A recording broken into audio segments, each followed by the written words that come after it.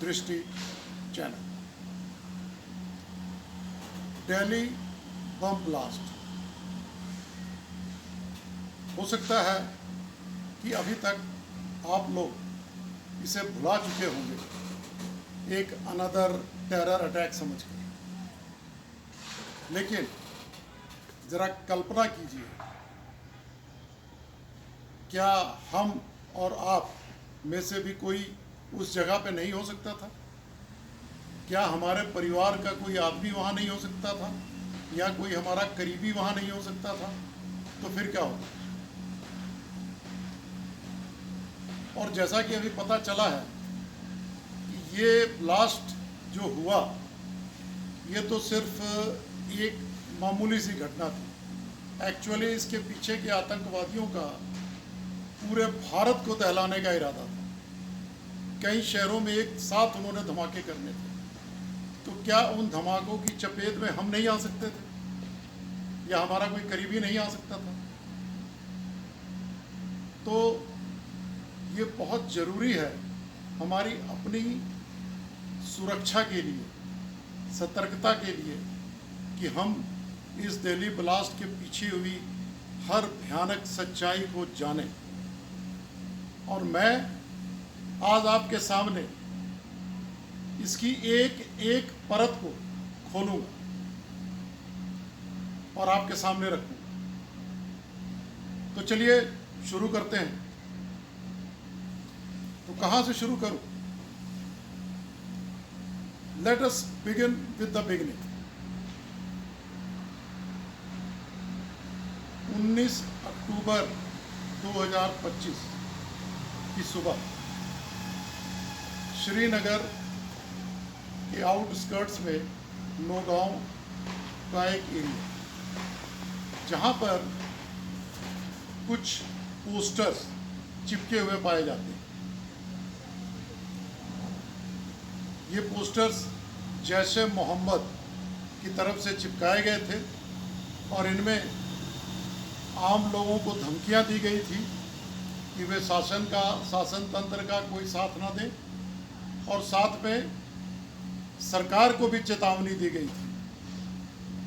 अब ऐसे पोस्टर लगना कश्मीर में, घाटी में, कोई बहुत बड़ी खास बात नहीं थी अगर आप इसके इतिहास को देखें तो।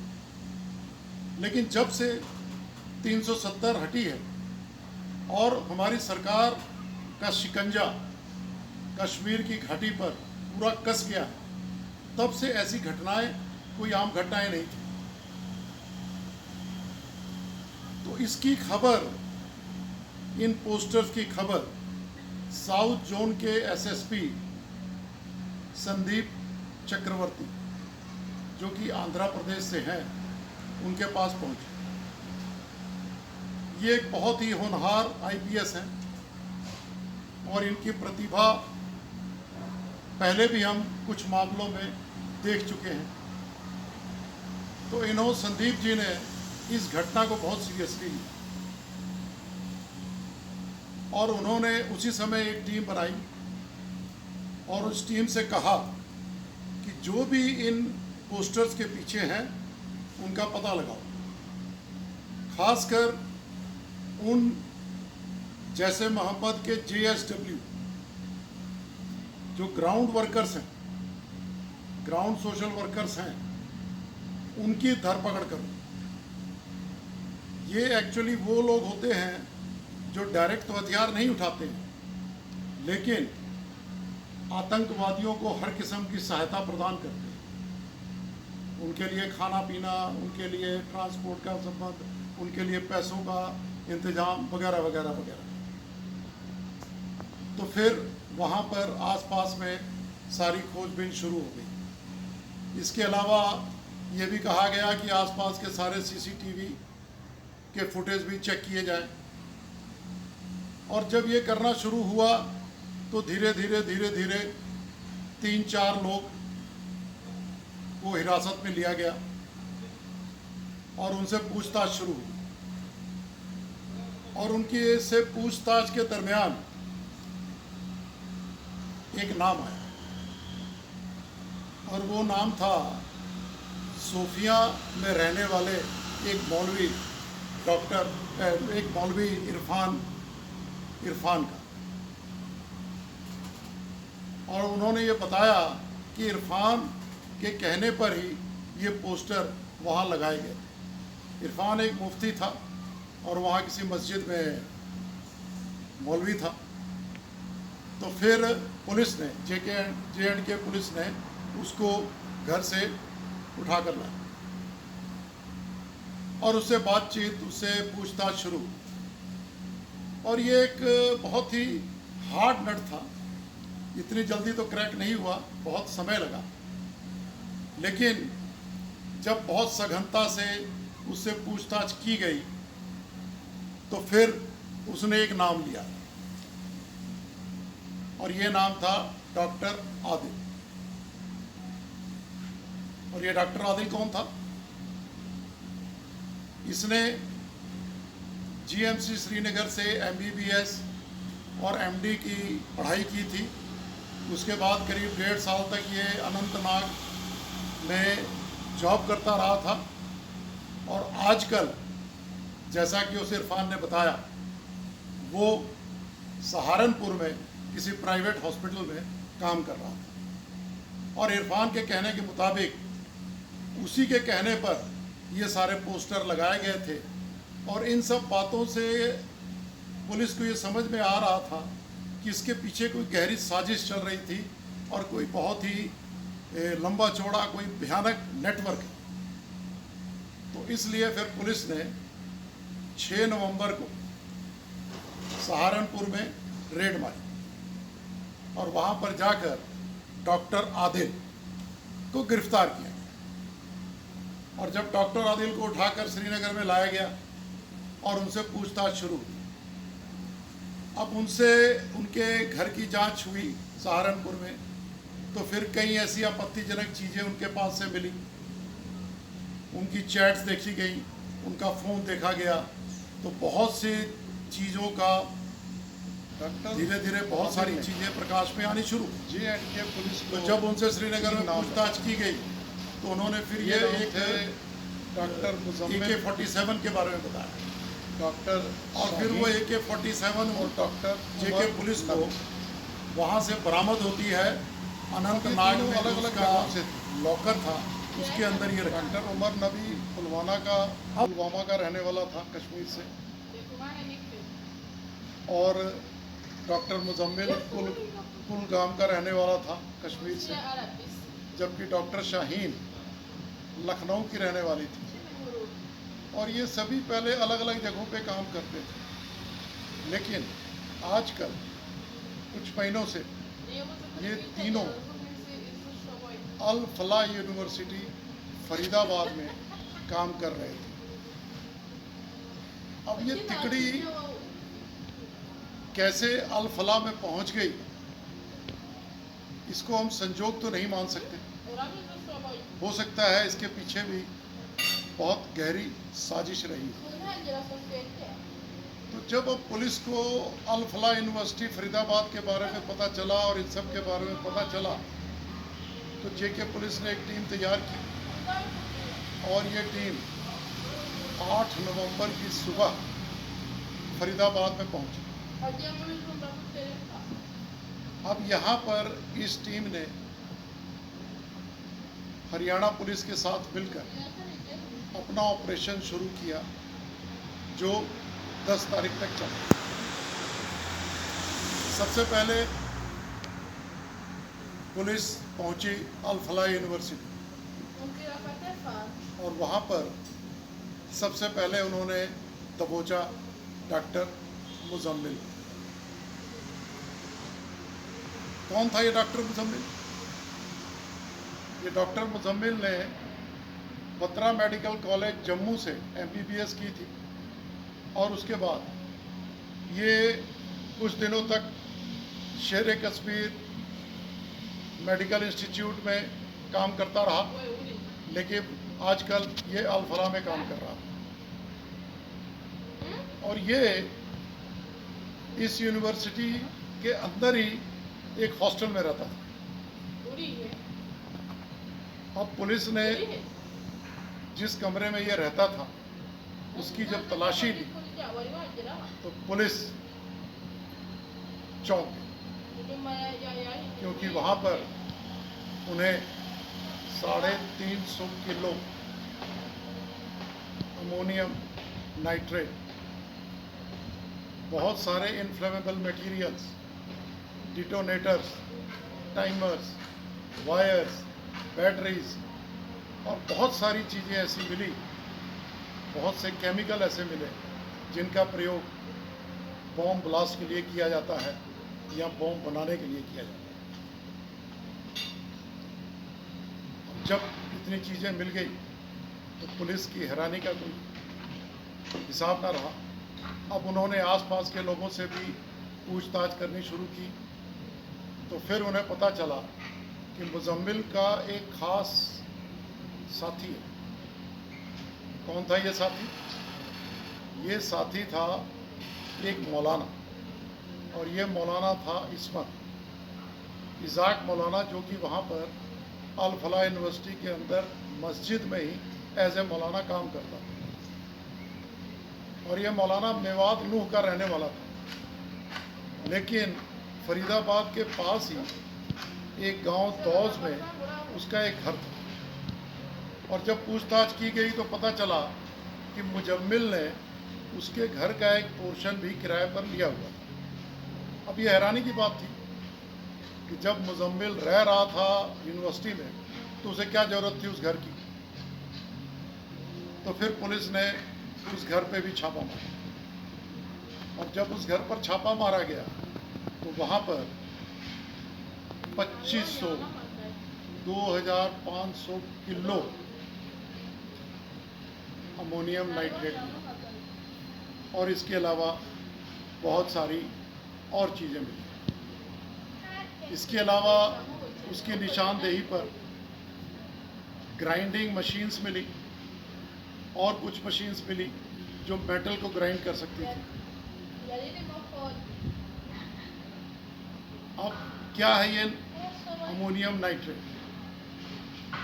एक्चुअली अमोनियम नाइट्रेट एक फर्टिलाइज़र है, और ये साबुन दाने की तरह होता है, सफ़ेद छोटे छोटे दानेदार तरीके से, और ये सिर्फ 200-300 रुपये किलो मिल जाता है, और आसानी से मिल जाता है क्योंकि किसान आमतौर पर इसका प्रयोग खाद की तरह करते हैं। लेकिन ये एक बहुत ख़तरनाक चीज़ भी है। अगर इसे फ्यूल ऑयल के साथ मिलाया जाए और कुछ केमिकल्स के साथ प्रोसेस किया जाए तो ये ब्लास्ट, बहुत बड़े बड़े ब्लास्ट का भी काम करता है, और इसीलिए इसे माइनिंग ब्लास्ट में भी इस्तेमाल किया जाता है।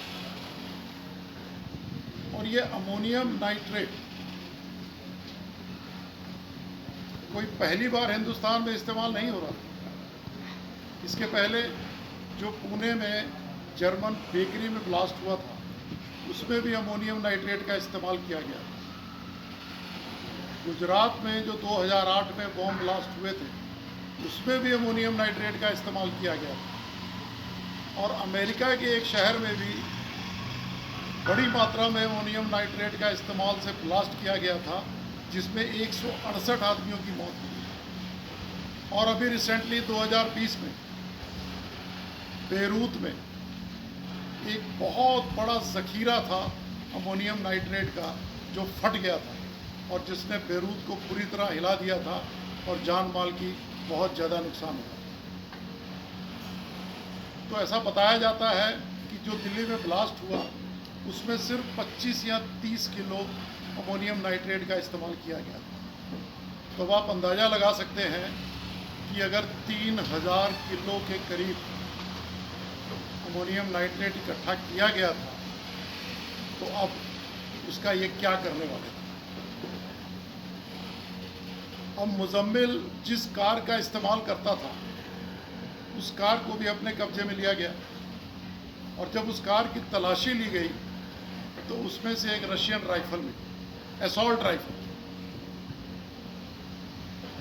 और जब इसके बारे में पूछताछ की गई तो पता लगा कि यह असॉल्ट राइफल डॉक्टर शाहीन की थी, और ये जो कार थी ये भी डॉक्टर शाहीन के नाम पर रजिस्टर्ड है।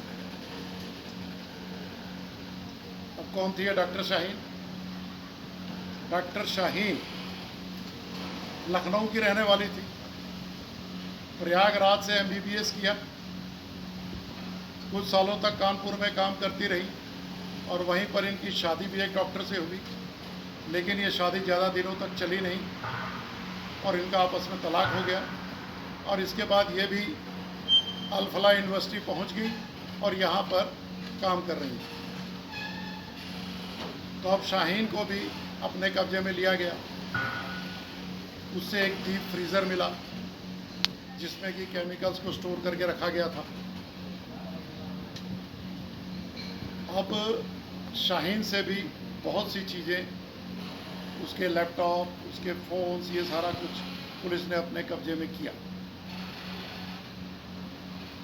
अब एक और बंदा रह गया था, डॉक्टर उमर नबी, जिसका कि कहीं कौन था ये डॉक्टर उमर नबी?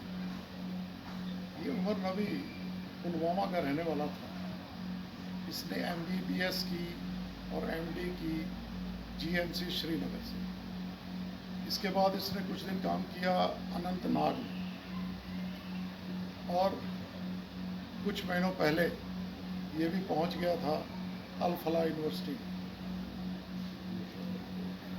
और ये अल फलाह यूनिवर्सिटी के अंदर ही रह रहा था, कमरा नंबर 13।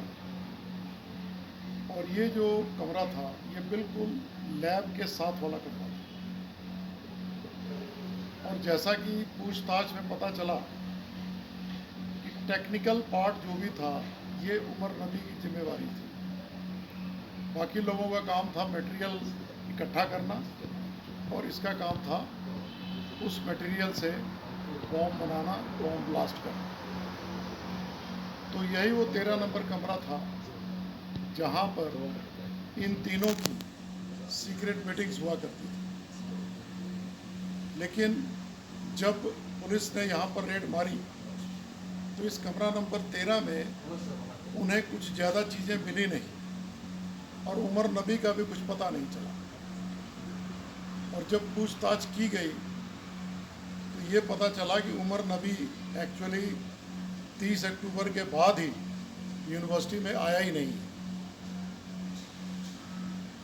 तो क्या कारण था कि उमर नबी अचानक अंडरग्राउंड हो गया था? एक्चुअली उमर नबी अक्टूबर के मिडिल में श्रीनगर गया था और अपने घर वालों से भी मिला था और शायद अपने वहाँ पर उसकी साजिश में जो और लोग शामिल थे उनसे भी मिला था और उसके बाद वो वापस आया था। और यहाँ पे उसके एक्चुअली बाकी दोनों से, मुजम्मिल से और शाहीन से कुछ डिफरेंसेस थे और ये डिफरेंसेस मेनली प्लान के इम्प्लीमेंटेशन को लेकर भी थे और कुछ 26 लाख रुपए इन लोगों ने आपस में इकट्ठा किया था, एक फ़ंड बनाया था और उस फंड का कंट्रोल उमर के पास था। लेकिन उमर उस फंड के बारे में कुछ इन लोगों को पता नहीं रहा था, वो उसका कोई अकाउंट इनको नहीं दे रहा था। इसके अलावा कुछ और बात भी पता चली कि कोई राशिद अली, अमीर राशिद अली आए थे कश्मीर से अक्टूबर में और उन्हीं के नाम पर दिल्ली से एक i20 कार वाइट कलर की नई खरीदी गई थी। और ये कार जो थी अब डॉक्टर उमर के कंट्रोल में थी। अब ऐसा लगता है कि जब वो पोस्टर्स लगे और उसकी खोजबीन होनी शुरू हुई और कुछ लोगों को पकड़ लिया गया तो उमर नबी को पता लग गया कि अब पुलिस इनके पीछे लग चुकी है। तो उसने कुछ स्मेल किया और ऐसा लगता है कि उसने जो भी उसके कमरे में अमोनियम नाइट्रेट वगैरह थी और अदर बहुत सारे सामान थे बॉम्ब्स बनाने के लिए, वो सारे इकट्ठे किए, अपनी कार में रखे और वो अपनी कार लेकर 30 अक्टूबर के बाद किसी को नज़र नहीं आया। लेकिन बाद में छानबीन से जो पता चला, उससे पता चला कि अल फलाह यूनिवर्सिटी में काम करने वाला एक इलेक्ट्रीशियन था, उसकी साली का कोई मकान था नूह में, और उसमें एक कमरा उमर ने किराए पे लिया था, और वो 31 अक्टूबर को अपनी कार लेकर वहाँ चला गया, और ऐसा बताया जाता है कि 10 दिनों तक करीब वो इसी कमरे में बंद रहा, और इस कमरे से वो बिल्कुल बाहर नहीं निकला। पहले 2 दिन तक उस गली में, जिस गली में वो मकान था, इसकी कार नज़र आई कैमरे की फुटेज में, लेकिन उसके बाद उसने कार कहीं और खड़ी करनी शुरू कर दी।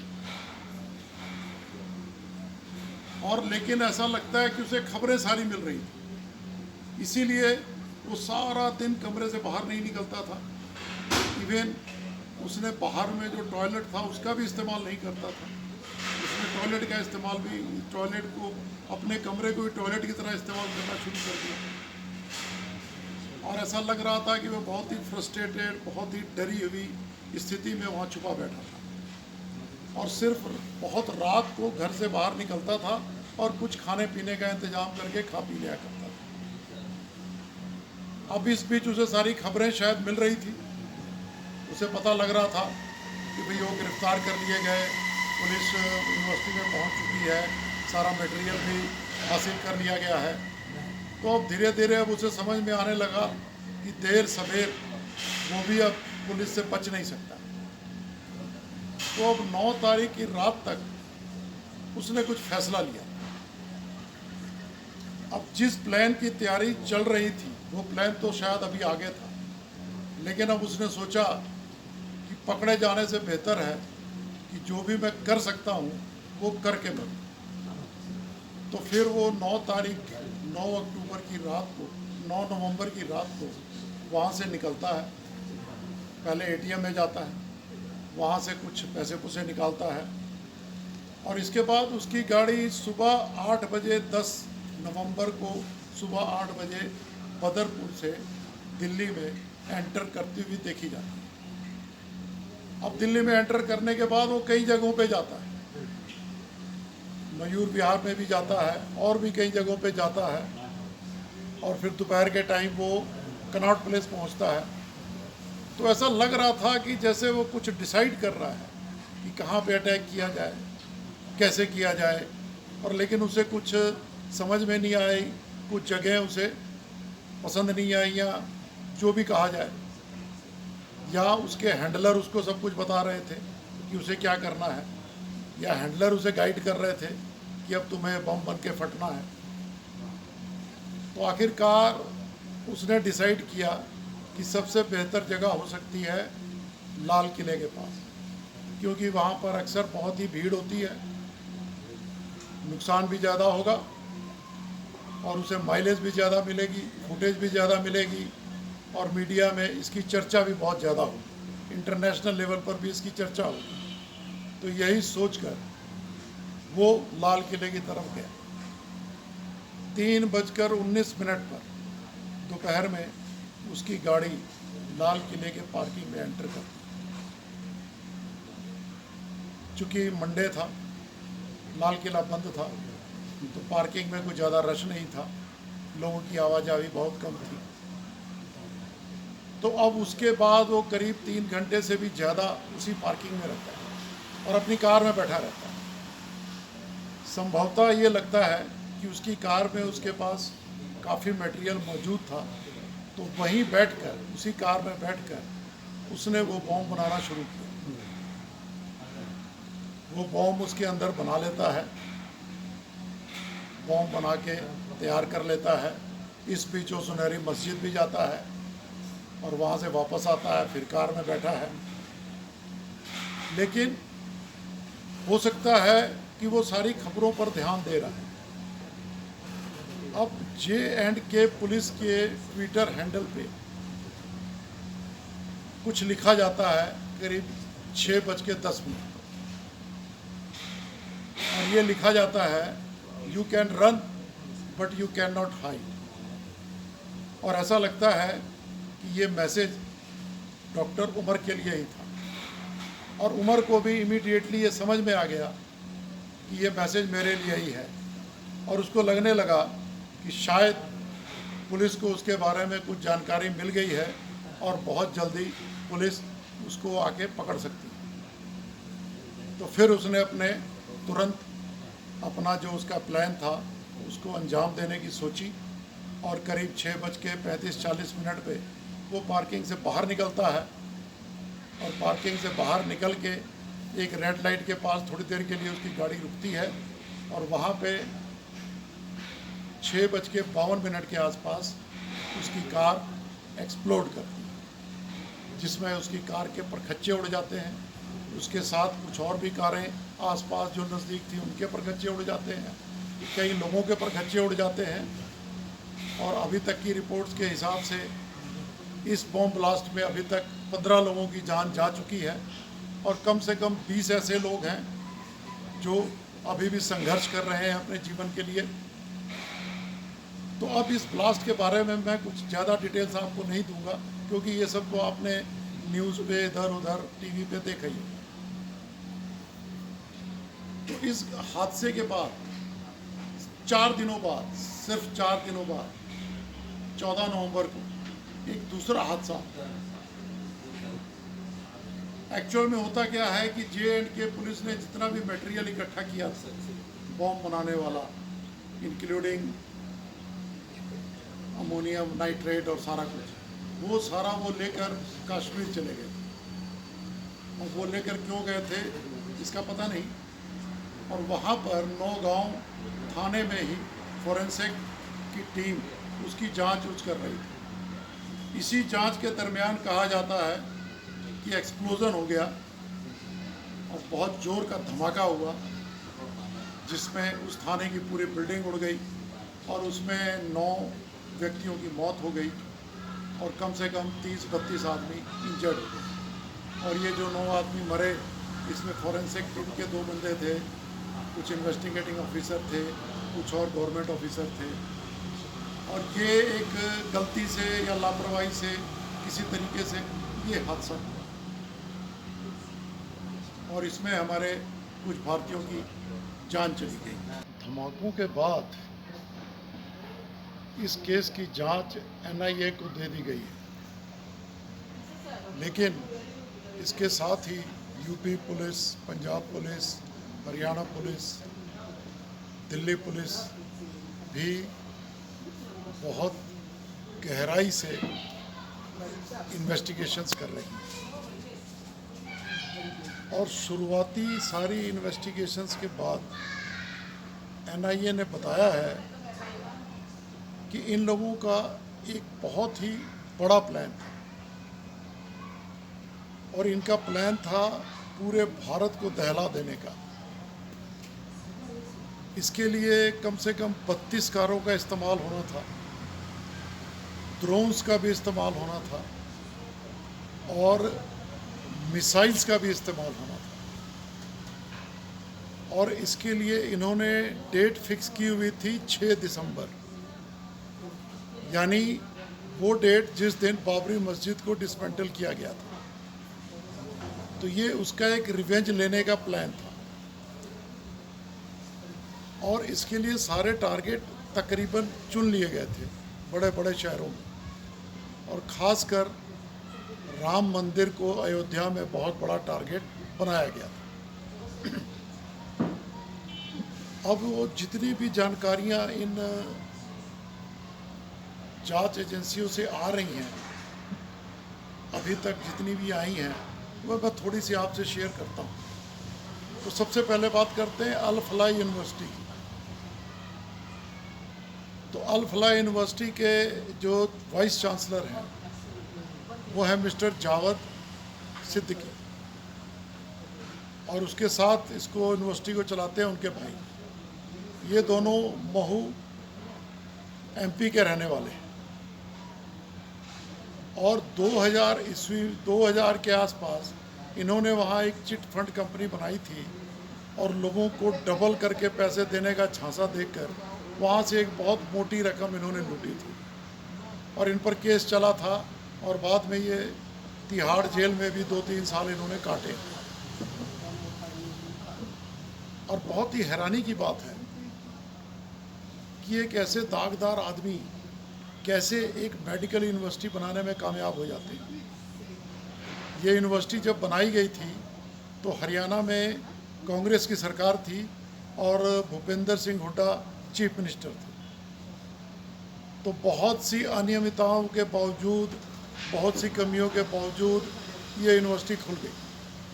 लेकिन उसके बाद 10 साल तक बीजेपी की सरकार भी रही है, लेकिन उन्होंने भी इसकी कोई चेकिंग नहीं की, कुछ देखा नहीं। लेकिन अब इनकी बहुत सी कमियां, लाइसेंस में कमियां और दूसरी चीज़ों में कमियां नज़र आ रही हैं। यहाँ तक अगर आप देखें कि 2008 में जो गुजरात में ब्लास्ट हुए थे, उसका जो मास्टरमाइंड था वो भी अल फलाह यूनिवर्सिटी का ग्रेजुएट था। ये दोनों भाई अब हिरासत में हैं, इनसे पूछताछ की जा रही है और इनकी अपनी जो पैतृक संपत्ति है, पैतृक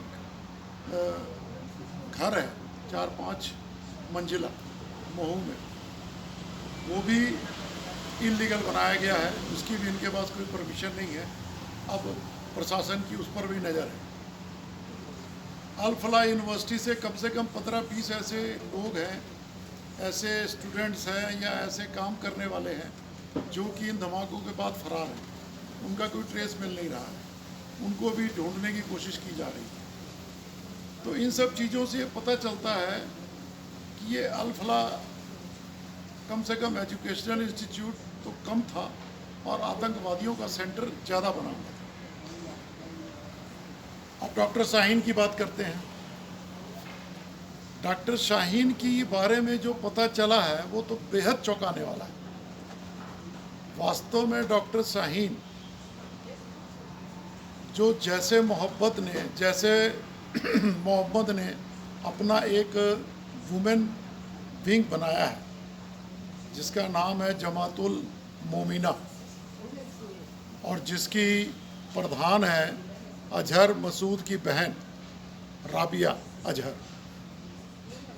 इन्होंने अपना जो ये वुमेन विंग बनाया है उसकी हिंदुस्तान में उसको कमांड कर रही थी साबिया।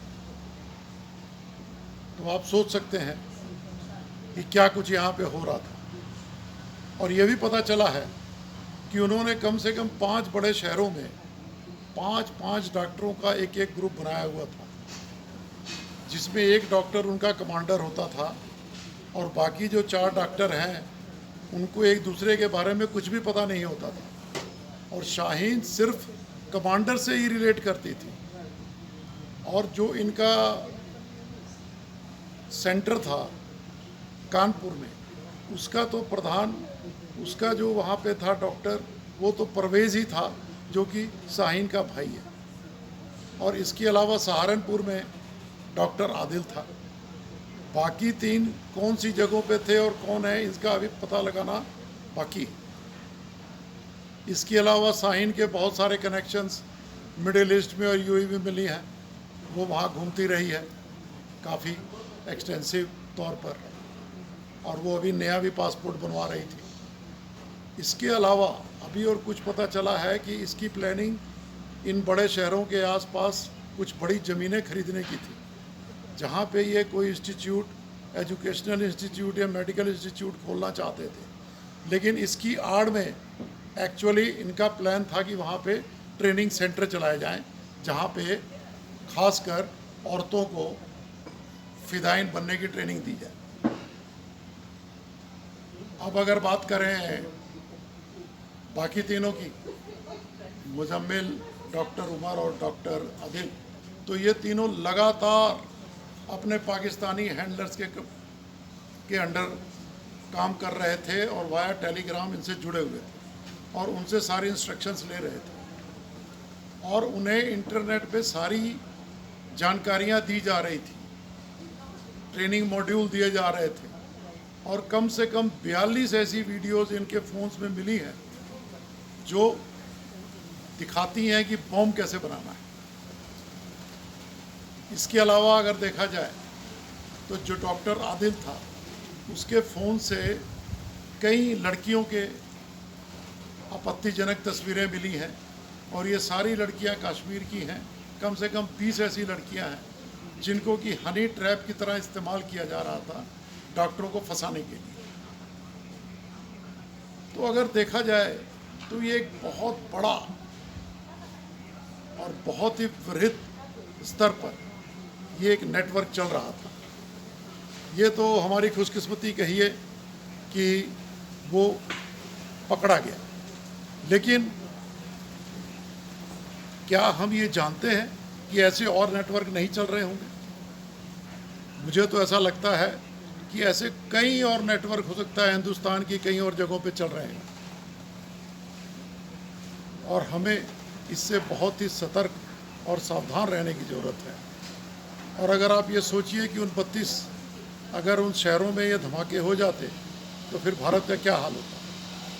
तो इसीलिए इस वीडियो को आपको देखना और समझना बहुत ज़रूरी है, और इसे शेयर भी करें, इसे चैनल को सब्सक्राइब भी करें, ताकि लोगों को ये पता चले कि ये कितना भयावह था और इससे हमें कैसे बचना है।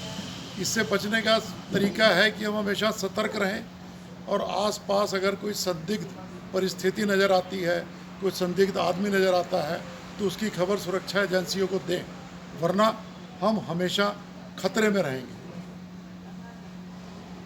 Thank you very much for seeing my video.